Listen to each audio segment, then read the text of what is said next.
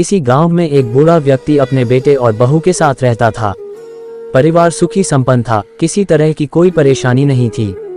बूढ़ा बाप जो किसी समय अच्छा खासा नौजवान था, आज बुढ़ापे से हार गया था। चलते समय लड़खड़ाता था, अब तो लाठी की जरूरत पड़ने लगी थी। चेहरा झुर्रियों से भर चुका था, बस अपना जीवन किसी तरह व्यतीत कर रहा था।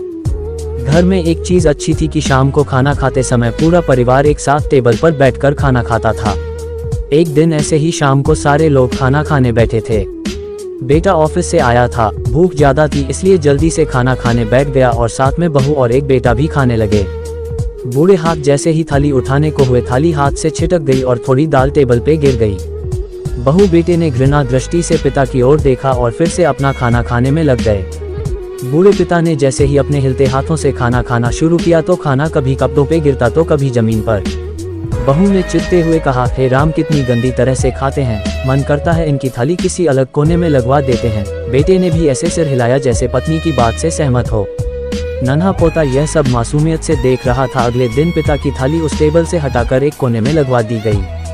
पिता की डगमगाती आंखें सब कुछ देखते हुए भी कुछ बोल नहीं पा रही थी। बूढ़ा पिता रोज की तरह खाना खाने लगा। खाना कभी इधर गिरता कभी उधर। छोटा बच्चा पोता अपना खाना छोड़कर लगातार अपने दादा की तरफ देख रहा था।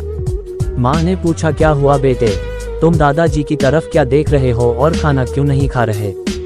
बच्चा बड़ी मासूमियत से बोला, माँ, मैं सीख रहा हूँ कि वृद्धों के साथ कैसा व्यवहार करना चाहिए।